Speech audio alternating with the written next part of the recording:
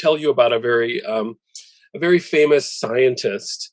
So I want to show you the picture of a man here named Carl Sagan. This is him here. I don't know. Many of you might have know him. At least in the U.S., he's very, very famous because he popularized astronomy, and he had a series called The Cosmos.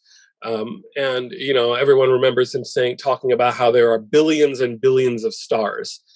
He also is the scientist who put together the golden record that is on the Voyager spacecraft. The Voyager spacecraft is the farthest object that humans have ever sent into the galaxy.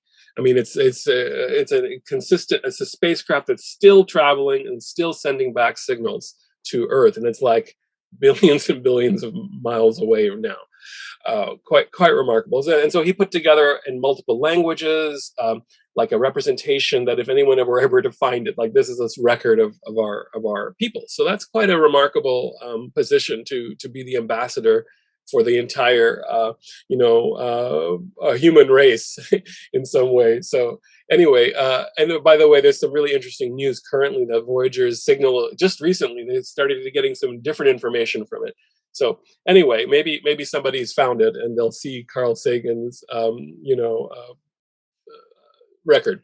Anyway, so when he was in his 30s, he wrote an essay about his experiences with cannabis, which he did not want published under his name because of the stigma, the social issues that were associated with cannabis, in those days.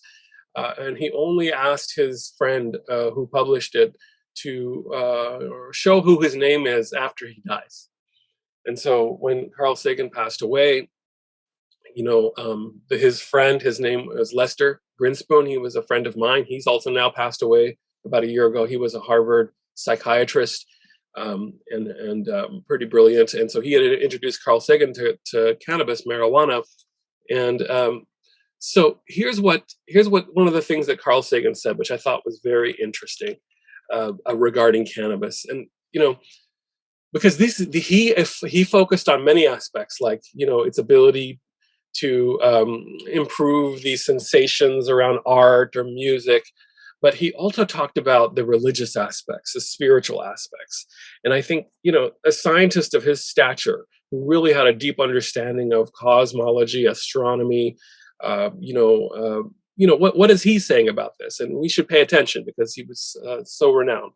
He was a professor at Cornell, I believe. So he said, "I do not consider myself a religious person in the usual sense, but there is a religious aspect to some highs. The heightened sensitivity in all areas gives me a feeling of communion with my surroundings, both animate and inanimate. Sometimes a kind of existential perception of the absurd comes over me, and I see with awful certainty the hypocrisies and posturing of myself and my fellow men. And at other times, there is a different sense of the absurd, a playful and whimsical awareness. Both of these senses of the absurd can be communicated, and some of the most rewarding highs I've ever been in sharing talk and perceptions and humor. Cannabis brings us an awareness that we spend a lifetime being trained to overlook and forget and put out of our minds." So like a sense that, like a return to an awareness, maybe like a childlike wonder, some kind of, that's that awe that children, often have when facing everything, and curiosity. So a sense of what the world is really like can be maddening. Cannabis has brought me some of the feelings for what it is like to be crazy, and how we use that word crazy to avoid thinking about things that are too painful for us. It gives an example of the Soviet Union in those days, that the political dissidents were placed in insane asylums.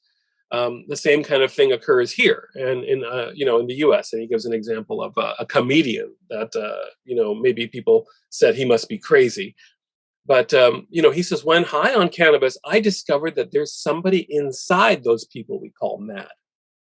So what he's talking about is that he gets a greater sense of empathy, or a greater sense of what it must be like to be this person that we consider to be mad, or what it's like to have different thoughts or different views. And I think this is a very powerful tool that we humans who really need our social arrangements and need to understand each other and need to live together, we need to be able to see the world through each other's perspectives.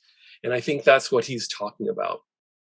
And he talked a little bit about also, how he was able to also not only get ideas about other people, but also into himself, deeply into his own sense, his inner memories, and things that come that are much earlier in his past. And so then he says that, and this is a really important point. People say there's a myth about such highs, that the user has an illusion of a great insight, but does not survive scrutiny in the morning.